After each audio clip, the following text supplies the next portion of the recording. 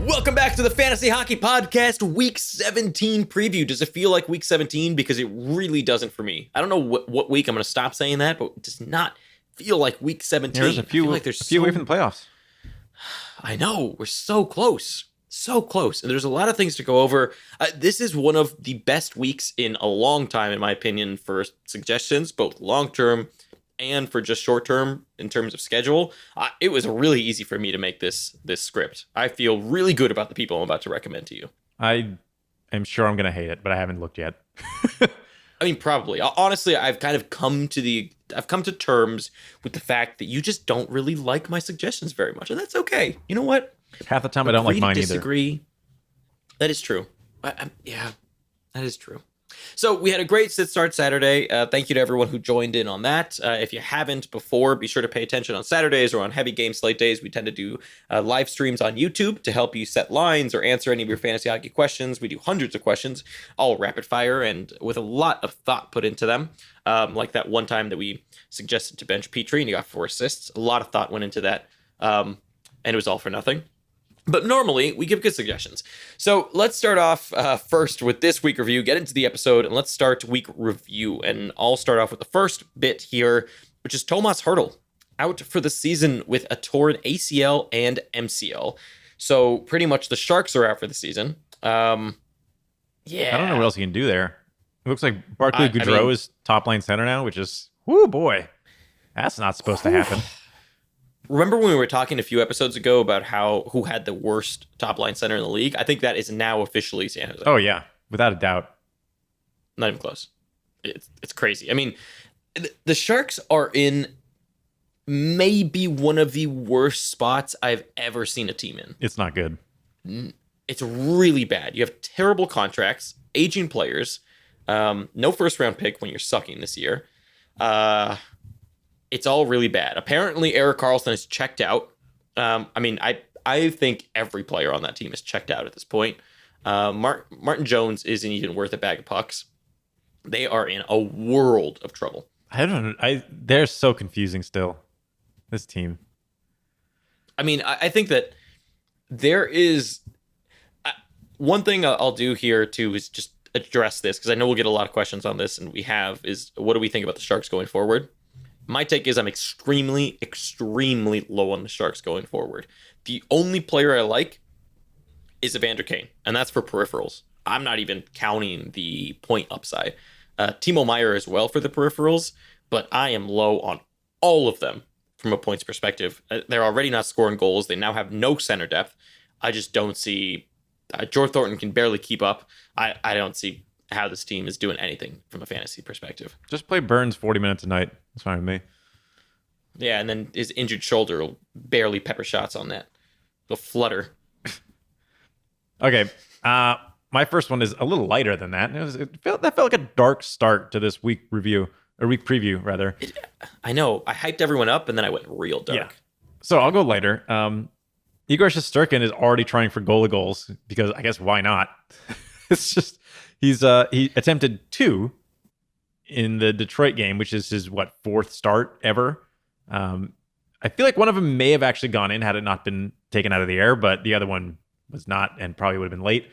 But gotta assume every time he's ahead by at least 2 goals, he's going to try it. And he's either going to get one or he's going to get a goal against by having it gloved down and just shot on him before he's set. So we'll see. I do wonder if the staff over there, the coaching staff, is cool with him doing this already. I guess against Detroit, they probably felt fine about it, but I don't know if they're going to like it. I'd be fine at with a it. 2-goal advantage against certain better teams than Detroit. Maybe this season, what difference does it make? But yeah. Also, I mean, it just shows how confident he is. I'll take it all day. How confident is a rookie goaltender being able to try to shoot the puck on the other side of the net, or try to put the puck in the other net at this age? Your 4th start. I love cocky it. and Love confident the confidence. Can get mixed up sometimes. So if he does get gloved down, we'll see. Which I think that one did, right? It got gloved down. There's a potential that he could have gotten. But both attempts it got gloved down outside of the blue line. Yeah. And it didn't actually get gloved down. They just deflected it. Yeah. So on both attempts, he did get it high enough and out of the zone enough where it wouldn't have really caused any problems. Yeah. So he's good at handling the puck. It's But I agree. I think it could come back to bite him. Or But if I'm, he misses and it like shanks it and it goes off out of the or he whiffs it and then on the return he puts it into his own net. yeah, or he swings at it and then dies on the spot. Speaking of which, the other day, and I was playing in net the other day, lost 10-5, by the way. Standard beer league scores. To be fair, many of them were cross creasers because no one plays defense in beer league. But there was one play. They had been in our zone for probably like 4 minutes or whatever. This story may be pointless, but I'll tell it anyways.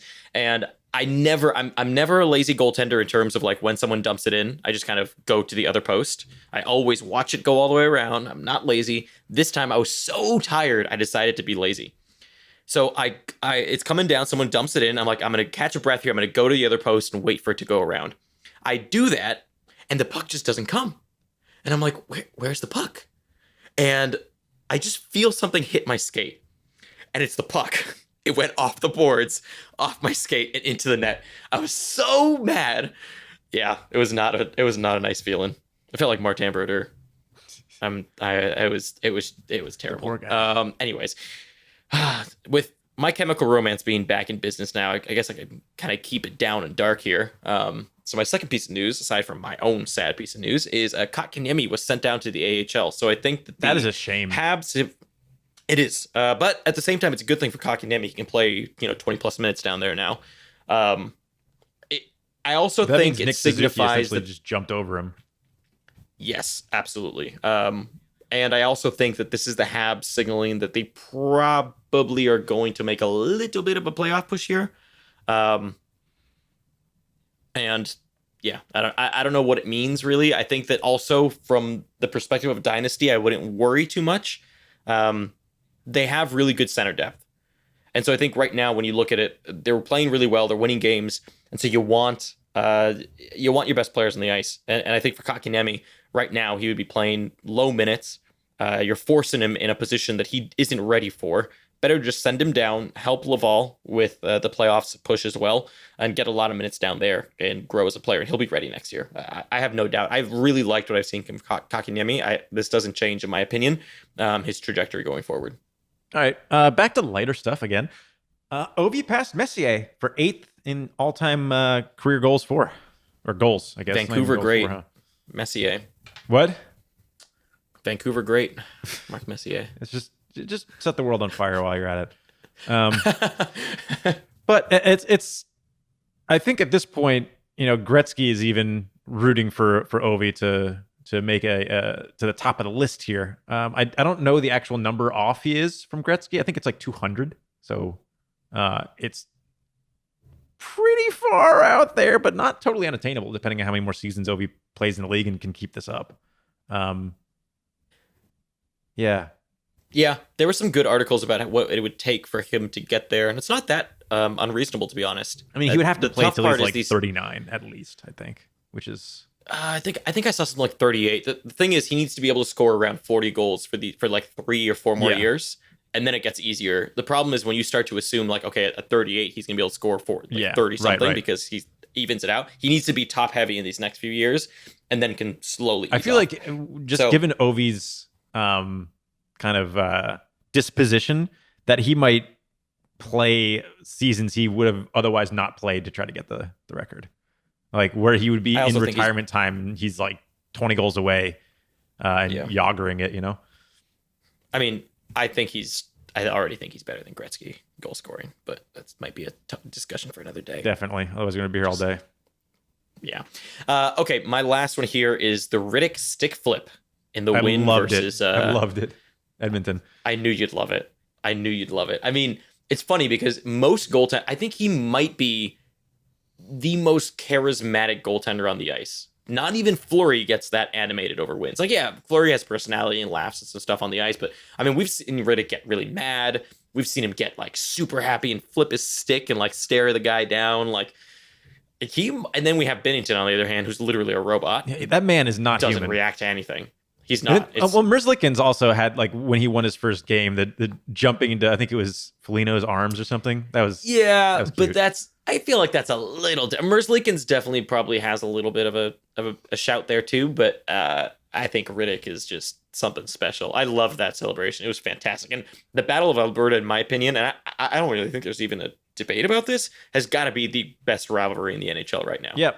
We're recording this on Saturday night, and that game has not started yet. I'm actually probably going to tune into that one. Why not? I mean, I'm going to tune into every Battle of Alberta from now on. But it's always a great game at this point, and they really don't like each other. Yeah, I mean, at this point, they certainly don't. If there wasn't any like kind of hiding it before, it's changed ever since the Cassian ragdolling. What a wonderful thing I get to say now. The Cassian ragdolling. Yeah. Cassian ragdolling, I love it. So you have one more point here. By the way, I will before we move into the injury report. I have one thing to say about that fight real quick, about the Tkachuk Cassian fight. Cassian's dodge, I don't think it's getting enough appreciation. Like, he won that fight by a well-timed dodge. And Tkachuk went all in on it, lost his balance afterwards because he whiffed so hard, and just kind of got thrown around for a while there by Cassian. In case you're wondering why Brandon noticed that, he's done Muay Thai for like 8 years. So yeah, if you ever wonder why I don't push Brandon a little harder on topics, that's why. I'm genuinely afraid for my life if I get him to a certain point to where all that Muay Thai comes out. You don't see that a lot. You really don't see that. Like, usually you see the longer range opponent just kind of holding ground. That's a lot of it's usually the hockey fights involve just range, people trying to use their range. But to see like a full dodge like that was pretty sweet. I liked it. I was in on it. He knew what he was doing. He knew that Tkachuk was going to go haymaker on his first shot. We need more. We need more of Brandon. I should just do a whole thing where all I do is review the fights and tell you if they were good or not. I would watch. Well, Bugard isn't in the league anymore, so no. Okay. Well, my last one here. Bauer came out with a new stick with what are they calling it? Slingshot. Oh, it's getting so much hate on the internet. Yeah, so much hate. Sling. I think it's unwarranted. Sling track or some buzzy thing like that. Technology. This hole in the stick. What they're saying, the reason for the hole is that's the difference between the materials they're using in the blade. Now, you could probably kind of extrapolate on that and assume that maybe that would be a breaking point if they just had attached the two materials together. That would be where the stick would snap, and having the hole there allows flexibility for the stick. That's what I'm guessing. But my first thought was, aerodynamics, but you're going to tape that hole over, so that's not it, really, anyway. Makes the stick lighter. That's kind of inarguable, I suppose. There's less material just as a result. But I don't know, man.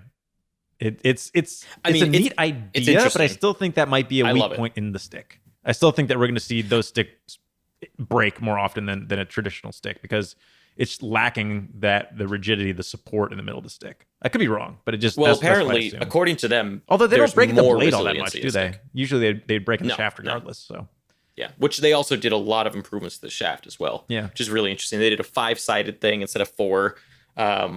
He's using all the shapes. They put the load zones in different places. It's interesting. It is a really interesting stick from a tech perspective. The reason people hate it is because it costs $500. Oh, and because that's a hole in it. It's kind of silly. I think the only player. Well, I don't know if anybody else is using it, but right now DeBrusk is using it. You can actually see it in play if you watch DeBrusk. Yeah.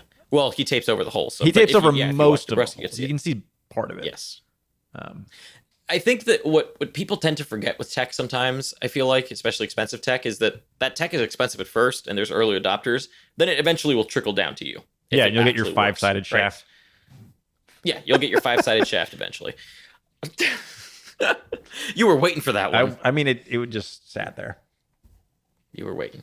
All right. Okay, so take us into the injury report and tell us all the sad news of who's injured. It's really, I mean, with the exception of Hurdle, not all that sad. First one, Oliver Ekman-Larsson is day-to-day with lower body injury, although he was a game-time decision tonight on Saturday, so odds are he will be back next game or two. Linus Ullmark is a week-to-week with low body injury. This one is sad because Ullmark was having a very, very good season, considering the team he has in front of him. it's a bummer to see that, because Hutton, as we know, who started the season so strong, is not a starter. We were saying that from the beginning of the season. He's all right when he's given limited action. When he gets thrown back in the starter role like he is now, I feel like it's going to be a total collapse again, but we'll see. Next up, Rupe Hintz is day-to-day with an upper body injury. We've got James Neal day-to-day with a foot injury. We've got Alexander Barkov fresh off the presses here. He's injured earlier today.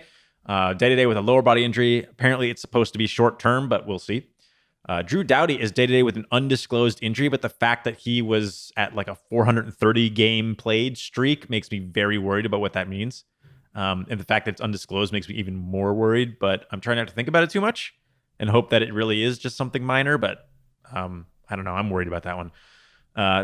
Tomas Hertl, as we already mentioned, ACL, MCL tears. He is out for the season with a knee injury, really reducing that center depth on San Jose. Okay, that's it for the outs, which is kind of nice. There might be more tonight. Again, This is Saturday night, so we'll see. But and it is interesting because that encompasses a 2-week span, but there were basically the same amount of games played as we'd seen in a typical single week. So not a lot going on, and a lot of the players that got injured early, like in the beginning of this 2-week stretch, were able to come back. Artemi Panarin is a good example. So if they're not injured if they're not injured as of the last week preview, I don't include them as a return. So that's why, if you're wondering why Panarin is not listed as a returning player, it's because he was injured within this little time box the last 2 weeks. Okay, returning, Justin Schultz, who cares? Brendan Gallagher, yay, lots of goals. Jeff Skinner, who cares? Kyle Palmieri, it's cool, I guess. I don't know why I'm giving commentary on these players and being very rude about it, but I like it. This is new. This is a good change up. Yeah, Oliver Bjorkstrand, hooray! Him and Gallagher, very happy. Antti Ranta, temporarily, probably, unfortunately, as his career has gone. Sergei Bobrovsky you know what? I'd rather have him on IR at this point. Mackenzie Blackwood, again, kind of over-owned and don't like the Devils that much, but whatever. I mean, he's young, so it's cool that he gets some starts. And then Dylan Strome, who is playing third line and second power play. He has lost his spot to Doc for now. And that's it. The Bob comment hurt my soul, but you're not wrong. Yeah. So, I mean... 4-0 Florida, man. shutout. What the hell? They must have the worst defensive core in the league, to be honest. It's so bad. I don't know when that happened. They were 22nd best in shot suppression last season, or I guess 8th best? 9th best? I mean... they were good. They were very Columbus-y last season. It's crazy. Not now. That game against Montreal, where they lost 4-0, Bob played really well. And I know it's crazy because I keep saying this, but honestly, Bob has been playing well. The problem is the defense is like shambolic in front of him. And just, it's like beer league level bad. And that's why they only win if they score like 6 goals. They have to outscore. That's why they have the top, the most goals in the league. It's sad. And at this point, I'm assuming that that's not going to change. And if Barkov is out, I dislike Bobrovsky even more because now I like they can't Trocheck, score though. goals. Or it's tough. Trocheck. I do like Trocheck. Top power play now. Yeah. Okay, so let's move into drop candidates here. My first one is Alex Killorn at the Tampa Bay Lightning. Left wing, right wing, 68% owned. It was fun while it lasted. He's still top power play, but effectively on the third line with Cedric Paquette and Patrick Maroon, and that's a terrible line to be on. His minutes have dipped to around 16. And so, I mean, you're betting wholly on power play production, and on top of that, his power play production was a little bit unhealthy or unsustainable because it was such a high shooting percentage on the power play because he was relying on goals. And so to me, he is a poor man's Kubalik, and Kubalik is already a poor man because he's so unsustainable. So there. All right, my first one is Ryan Pulock. Defense, 73%. Funny, he got an assist today, I think. But 73% is too high owned for a guy like this. He doesn't get enough peripherals to back up his lack of production elsewhere. He doesn't have power play 1. He doesn't have a lot of the things you need. He still is worth it in multi-cat leagues if that include blocks. If you don't include blocks, there's just better options, especially at 73% owned. Not the first time he's been on this list as well, by the way. No, it's not. And like you said, I think the important thing there is that if you have peripherals, he's worth it to an extent. Of course, know your league and whatnot and how you're doing in peripherals. But if you have peripherals, he might still be worth it. My next one is Victor Arvidsson, left wing, right wing, 60% owned.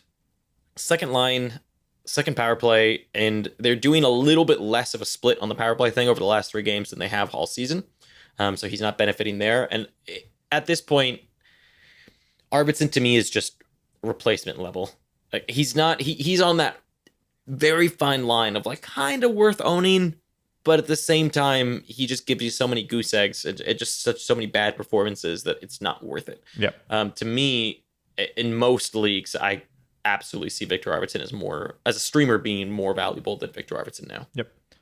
My next one was actually I left here last week. Typically, I don't do this, but his ownership didn't change, which is annoying and weird. And that's Clayton Keller, left wing, right wing, 50%.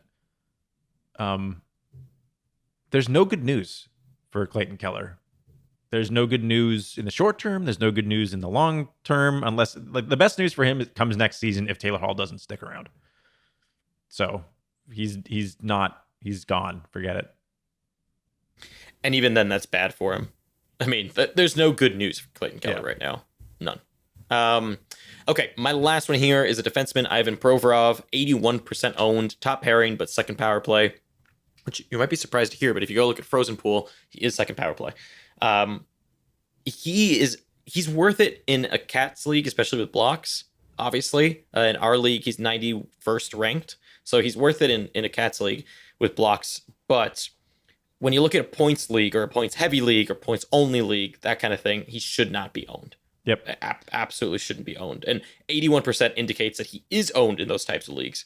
So this is a call to everyone who has him in a points league or is hoping for something. It's not going to come.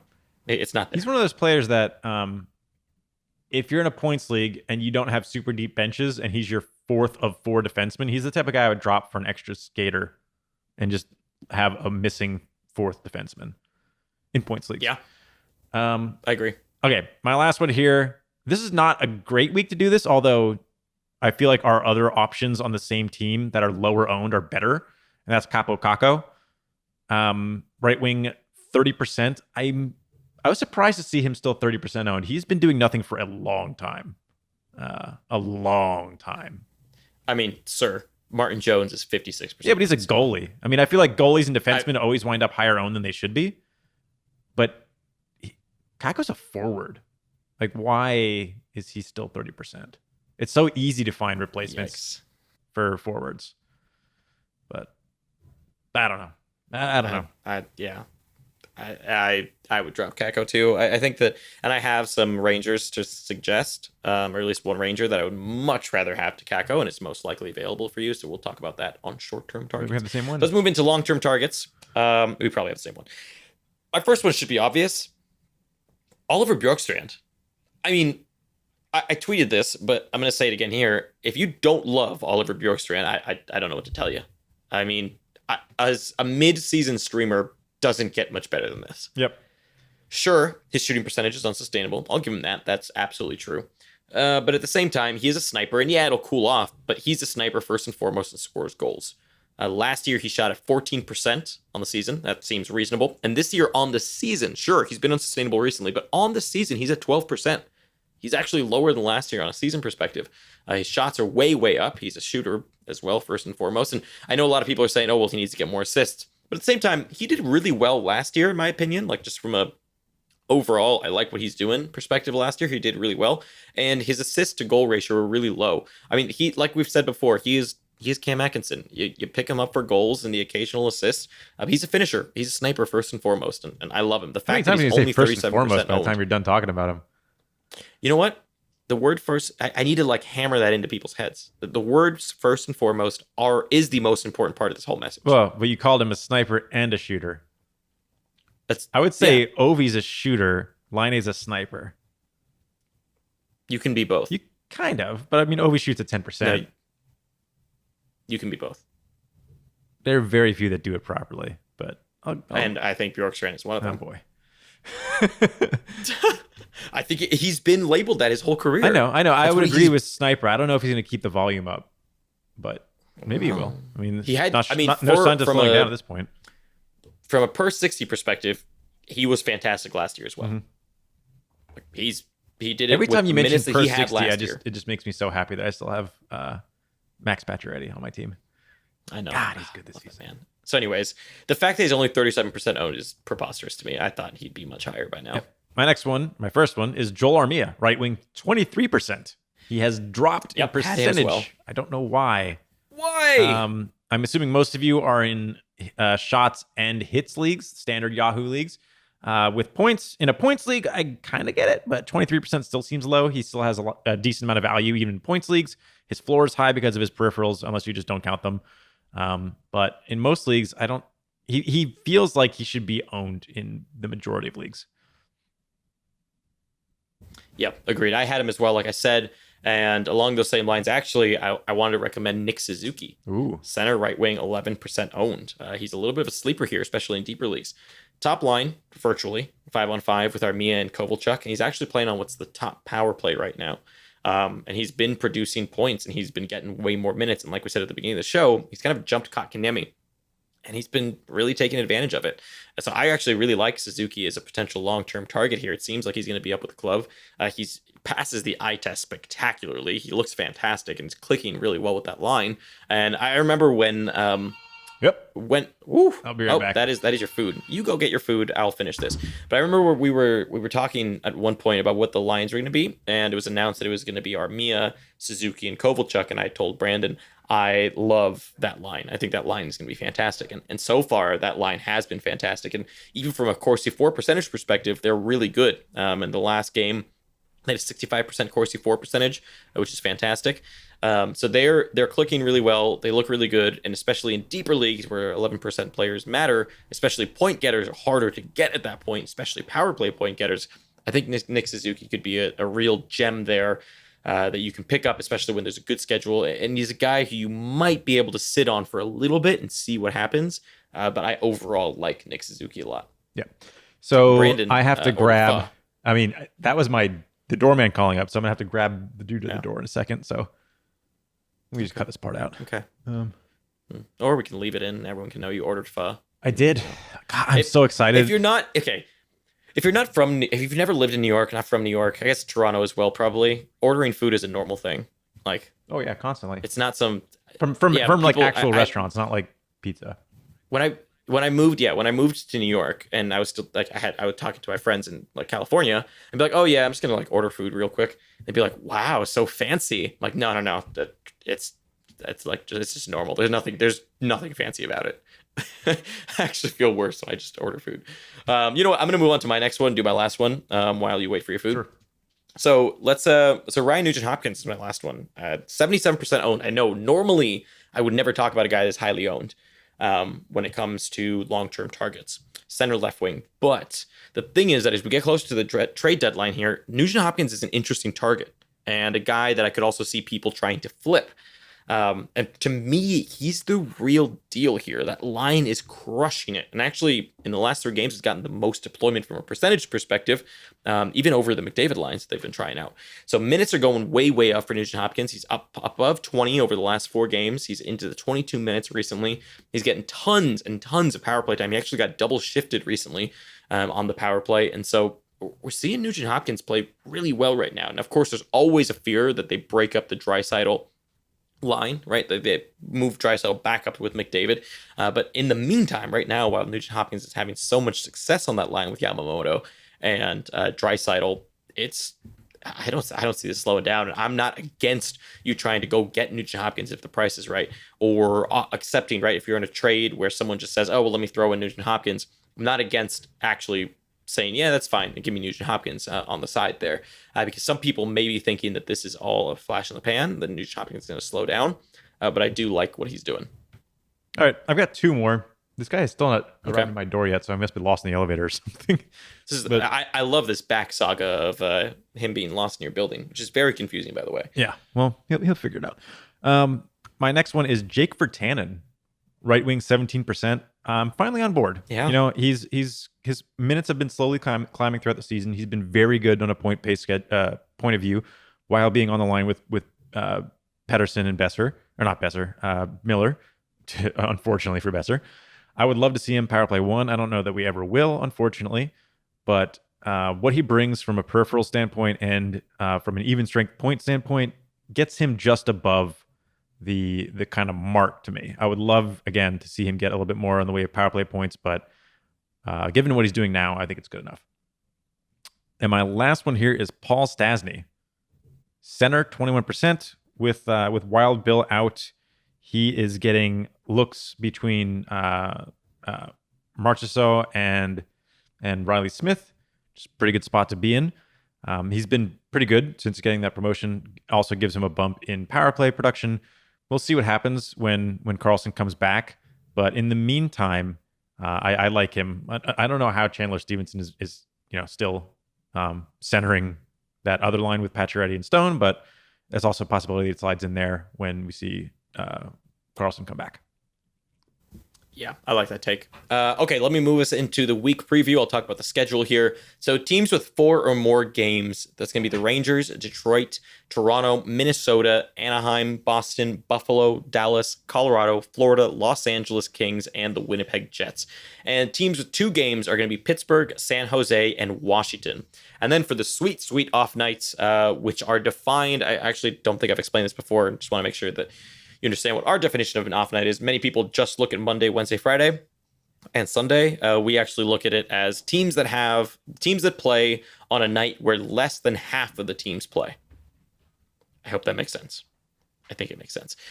So the first one is going to be the New York Rangers, who have 4 off nights by that definition. The Detroit Red Wings have 3, and the Toronto Maple Leafs have 3 as well. So those are the 3 teams you should be eyeing the most. The good thing is that those teams are kind of high scoring recently, except for the Detroit Red Wings, who got shut out by the New York Rangers today as we record this. So my first short-term target, and I know Brandon is going to have this guy as well. I think he might have gone to get the food. Maybe the guy didn't get lost in the elevator. He just arrived, and I have got my food.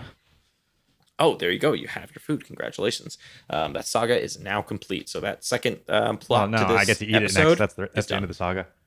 Oh, that's the end of the saga. Okay, so that's after this episode. So we both have this guy. I'm fairly positive, and that's going to be Pavel Buchnevich. Mm-hmm. Right wing, 8% owned. He's top line right now. He's pretty much getting the Strome treatment. He's top line, top power play. Playing fantastic, getting a lot of minutes, which I really like, and his shots have also come up, which is something that I've never liked about Buchnevich, is that he doesn't shoot enough, but he's been shooting a lot with this new deployment. So Buchnevich to me is easily the top option for next week. Yep. My first one, I guess because you took Buchnevich, is Philip Zadina, actually. 3 off nights. He was my next one. 3 off nights, 5% owned. Lots of ice time. Shots are up. Power play 1. He's going to do his best to be Mantha while Mantha's out, and that is probably rest of season. So at 5% owned, and he's got that left wing, right wing eligibility. It's a nice little upgrade for him. I don't necessarily know that he'll be a long-term hold yet, but this is as good an option as you're going to be able to get to give him a chance with these 3 off nights that are fairly hard to come by this coming week. He's a fun one. I would like to see him succeed. So it's like both an internal, like, as a person, root for him, and also have him on your fantasy team because he actually might be relevant. I like that. That's very wholesome. Yeah. Very wholesome of you. My next one here, I think actually we may overlap on almost every single player here today. I think you have this guy, Zach Hyman. Yep, I do. Left wing, 21% owned. Of course. Top line, second power play, but some looks on the top power play occasionally. He just looks good. I really, really like the deployment that he's getting with Marner and Matthews. There's not a lot to not like. The only reason he's not the top guy of the week, in my opinion, is because of off nights. But in terms of just net how good he can be, I think he's equal or his off nights. He's got 3 off nights. I like. He's got 3. Buchnevich is 4. Yeah, I know. The reason I like Buchnevich more is just because we also have listeners who have low ad leagues where you can only add 2 players or whatever. And in that case, that extra off night does matter a lot. Yeah. So that's why I put more emphasis on Buchnevich here than Hyman. But the thing I do like about Hyman that Brandon brought up, of course, is that they have the 3 off nights, but they're all early off nights in the week. And so you can easily drop Hyman if, let's say, he cools off or whatever, you don't want to keep him long term, or you really need this win because you're fighting for the playoff spot. You can drop him and pick up people for Friday and Sunday as well. Yeah, I still don't like Hyman long term. I still think he's like a whatever. But yeah, he has the off nights, he's a good streamer. He's like Backlund was for last season. I like him more long term if he can stay on that Marner Matthews line. He always will. He's always going to be on one of those top lines, but he just doesn't matter. He's just not a point getter usually. I have 3 more. My next one is Zach Parise. He's an end of the week target. He's been pretty good lately, and he's always just kind of like a guy I look at when I'm looking at off nights and whatnot. If he has a good schedule, he's a pickup for Friday probably, so he's more of a weekend pickup. But if you somehow have room on Tuesday and Thursday, he can obviously fill in there as well. At 27% owned, considering what he's been up to lately, not a bad look. My next one. Yeah. Do you have any more, by the way? Or should I just keep going? I have one more, so you can take it. I'll do one more. Is Philip Hronik. He's not been good lately, honestly. But I still think there's the upside is there. He's still power play one. He still has a good schedule this coming week. Like we mentioned, actually mentioned this on the live stream, but I'll go ahead and mention it here as well. When you're looking at off nights, typically you don't, unless you have like blocks or something as a reason to do this, you typically don't want to be streaming in defensemen for your off nights. You would again in certain matchups where you're looking for specific peripherals that you're probably going to get from a defenseman, then yes. But usually when you're looking at streaming off nights, it's because you're already benching players on your heavy game nights. And on most off nights, it doesn't really matter if you're streaming a forward or a defenseman. So if you have the opportunity in most leagues, probably in just about every league, a forward is going to be worth more than a defenseman, even if the defenseman is like quote unquote better. It's just a matter of how many starts you're going to be able to get from that player and, what they bring. Just forwards get more points. Just kind of that simple. But Hronik is a multi-cat player. His point upside is there, I guess. And frankly, it's not that easy to find good streaming this week. So Hronik definitely fits the bill for me and can be a long-term hold depending on what he does. Yeah, I agree with that. And to add on to that really quickly, one thing you also mentioned was kind of at the end of the week, you want to go max available. So for many leagues, that's points leagues. Like in many points leagues, for example, you want to go goaltender stream at the end there. Yeah. To really maximize. So even though, yes, forwards get the most, usually what I do is, like you were saying, I go forward early in the week. And then at the end, if I really need anything, then I'll go goaltender. Yeah, or I'll in prep points for next leagues. week. Yeah. That's in points leagues, at least. Okay, and my last one here, speaking of a goaltender, is actually Igor Shesterkin. Interesting. So next week, the Rangers have, he's 20% owned, which is insane. I think he's just a little inflated because he played yesterday. So I think a lot of people picked him up when I looked at the percentages here. But he looks really, really good. He looks absolutely NHL ready. And so to me, I think he gets at least one start this week. So it's a good spot start opportunity. It's an off night. And so say, you think you're really down in a matchup and you're going to need a high upside guy, say saves count for a lot, for example. I think Shesterkin is your guy. He's been playing fantastic. The Rangers obviously let in a ton of shots. So I really like Shesterkin for this week because he can add that extra goalie start on an off night that may be tough to get for somewhere else. Yep. I actually have one goaltender left as well. That's Anton Khudobin. So he's somehow only 28% owned still, which is interesting. Crazy. But Dallas has 2 back-to-back, so he's almost guaranteed to get 2 starts. And that'll be against either the Rangers or the Islanders, and then the Minnesota Wild or the St. Louis Blues. So none of those teams are crazy high scoring, so I think they're all pretty good options. And it's Dallas. I mean, it's just impossible to score on them to begin with. The worst matchup is probably the St. Louis on Saturday because they're going to be tired as well. But all the rest of them are fairly safe, I think. Especially the Minnesota one where they will be rested and Minnesota's tired. So that'd be a good one. Yeah, I agree with that. Oh, man. So there you go. That is the week preview. I hope it lived up to expectations. I hyped it up a lot at the beginning. I think we did give you a lot of good names. This is the first time in a while that we've had a lot of sub 10% ownership guys that we really, really like and could become long-term plays. That happens only a few times during a season, is where there's like the Nick Suzuki's or the he's 11% owned, but the Nick Suzuki's, the Pavel Buchnevich or Philip Zadina's, where they actually are in a really interesting spot and could turn into something much more exciting. So use that to your advantage. Thank you for listening. As always, we appreciate all the love we get. If you haven't already before, it helps us out a ton if you leave us a review. If you listen to us on iTunes, for example, or on Stitcher or wherever you listen to us, if they have a review section, helps a ton to leave us a 5-star review if you enjoy the show. And also, if you ever have suggestions, feel free to reach out to us on Twitter or via email. You can find all that on our Twitter at FantasyHockeyPD. Thank you for listening. We will catch you on Wednesday for the Unsustainable episode. Yep. Thanks for listening.